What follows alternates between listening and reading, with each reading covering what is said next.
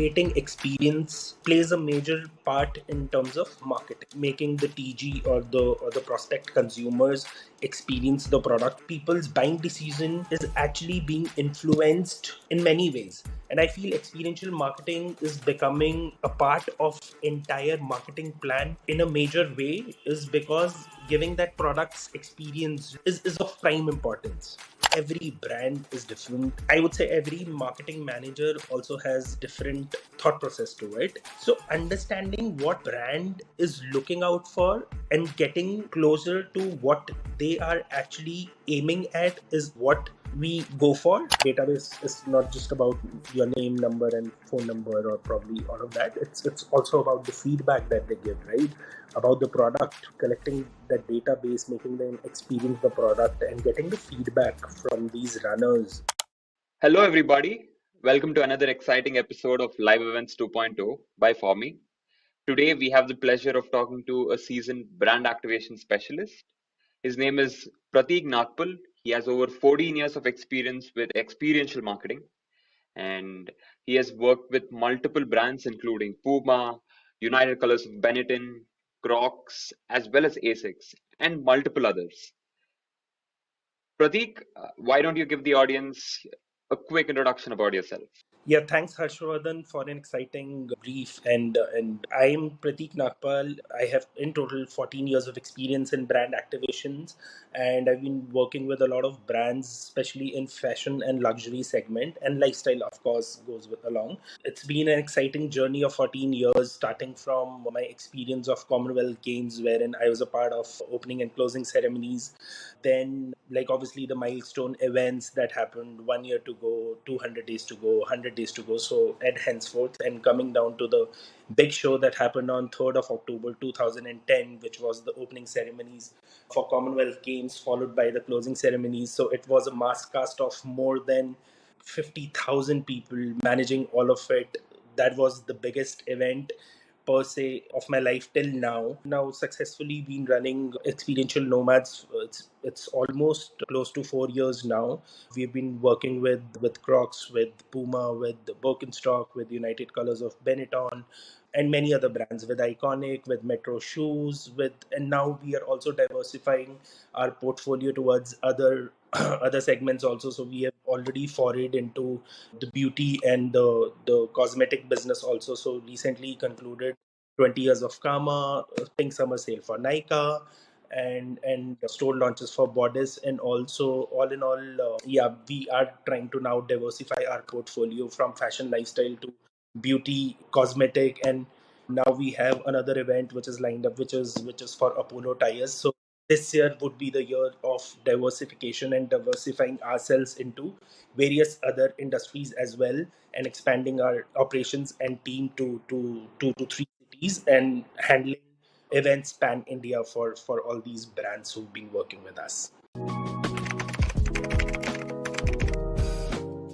Creating experience plays a major part in terms of marketing, right? It was initially the traditional routes of marketing, which was primarily the radio, primarily the outdoor hoarding.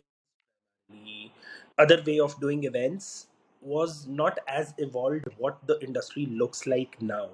Creating experiences is of prime importance. If I say experiences, it could be in different forms.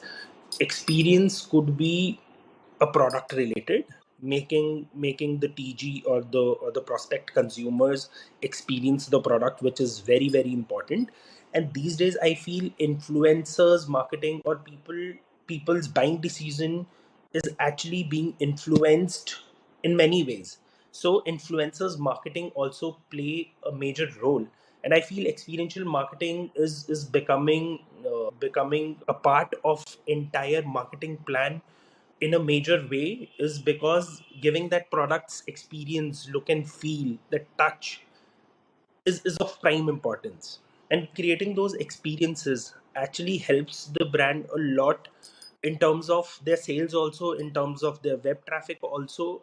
I'll give a quick example to support this, how experiential marketing helps. So this is year 2021, when Birkenstock and I would name the brand also, were having a chat that they wanted to do a product display but not in a regular manner, in or on a podium, or probably just do a pop up at the mall wherein they just display their 30 key products. They wanted to do something interactive with the consumer. So they were like, it's not the static way that they want the products to be displayed. So they wanted something different. They wanted something newness, some innovative way to kind of display their products. So we came up with an idea of curating the entire product display via a conveyor belt. So we actually launched a conveyor belt on which these Birkenstock products were kept. And since it was moving, the different designs, different products were coming in for various people, for various target group. A lot of people interacted, and we noticed a 25%. I know it's not the exact figure, but whenever I had a chat with the brand, or whenever we get to speak with the brand, they noticed roughly about 25% of increase in store walk-ins. So that's the kind of experience that we curate for these brands, and that's what we did for Birkenstock, and it really helped. All these experiences that we curate, the pop-up, first is obviously we take care of the branding in terms of how the pop-up is looking, right? It should reflect the brand personality. It should reflect the brand tonality. It can't be just a huge branding that we are just installing it over there. It should have resonance with the brand ethos, with the brand positioning. And creating those pop-ups has been an amazing experience. Now, what exactly we do to sort of pull the crowd to our pop-up is creating, again, I'm going to talk about those different experiences, making these people, or the TG, getting a crowd of 10,000 or 8,000 at one location, and all being Gen Z millennials. Those That's the TG for the brand. And again, as I mentioned earlier, also influencer marketing plays a very important role for a group, for a society, for a friends group, or for our fraternity. So influencing those decisions or making them experience those products is key for us. Now, how do we integrate that part? We obviously do display of products, but that doesn't end there. We do want to make them wear the product. Now, whichever is the product which is being promoted by the brand. For example, if I have to take an example, Bida Crocs is the recent example of that collaboration that is being highlighted currently by Crocs. But at that point of time, it's the classic clog that was being highlighted. So it's not just the display. We need to make the display attractive. We need to showcase them all colors. We need to showcase them the style, how we can style it, how the customization helps. But when it comes to experience, we we've created multiple games or multiple activations for them within the same pop-up. So creating that customization was again, has always helped the brand. Now, second was the recent one being, we curated small touch points for different people who were a part of this. So we created a hoverboard game. So what you need to do, you need to climb on the hoverboard wearing Crocs. So you're not just playing the game, you're not just getting the gratification out of it. You're also in a way experiencing the clock, the comfort of it. You're actually wearing it. Now, there were different things for girls also. There were hair braiding being done through gibbets. That was interesting concept, right? Though it has no direct exposure to the product or something, but getting the hair braided with gibbets integrated an ex- experience for them, right? And that's how it helped the brand. People posted about it. We've had a hashtag for the particular activation, and that's how it goes viral. That this is what is happening, and there were lines and lines and queues at the Crocs pop up, and that's what helps the brand. And everyone, to me, who was present there is a micro influencer in a way. These days, everyone has 1,000 follower or a 800 or a 900 followers. So that's how, in a way, they influence the market, their own groups, their own friends, and it becomes the coolest thing to be at one of the live music festivals and be a part of it. Every brand is different. Every brand is different. I would say every marketing manager also has different thought process to it. Every different marketing person has a different approach and a vision to their brand. So understanding what brand is looking out for and getting closer to what they are actually aiming at is what we go for every time. It's not just the concept, it's about creativity, it's about ROI, it's about the monies that they spend. So collecting all of it, or collectively, we need to present a concept to these brands, and if they like it, obviously I need to take care of that, understanding how many people are coming for the event. For example, if it's a festival for 1,000 people, I can't spend what I could spend at a large scale format event, because we need to understand from brand perspective. I may give a fantastic concept which may cost them 10x, but at the same time I need to keep in mind what's the ROI that they're getting. What's the, if they're investing that money, I always think that it's my money that I'm investing in pop-ups, and do I really get the ROI? That's my major question to myself. But we need to be ready with multiple options, and I feel giving them these the TG, the guest who are coming, something which has a utility value will always create a brand recall post the event also. Like, you give them this experience, but something which has a utility value to them. So I will quote an event that was done in last June, which was June 2022, for Benetton. We curated a nice stage with the florals. I I don't know how many florals, but it was a collab with My Stories, MAI Stories, to execute that event, as in just the floral part of it. And at the end of it, when the event was over, it was more than 500 bouquets to curate that particular stage backdrop, right? Yeah. So the very next day, we came up with this idea. Like, these were natural, fresh flowers, right? Every person who was coming to the store to pick up an ensemble or a garment for their kids, for their parents, or for themselves, we greeted them with those fresh flowers, and it had utility value for them. I think creativity and ROI, and understanding the brand and product in depth, how many people are coming versus what we are curating, is of prime importance. And creating those experience for, be it 50 people who are coming for the event, or be it those 1,000 people or 10,000 people who are present at the event, is something that we is where we come into the picture.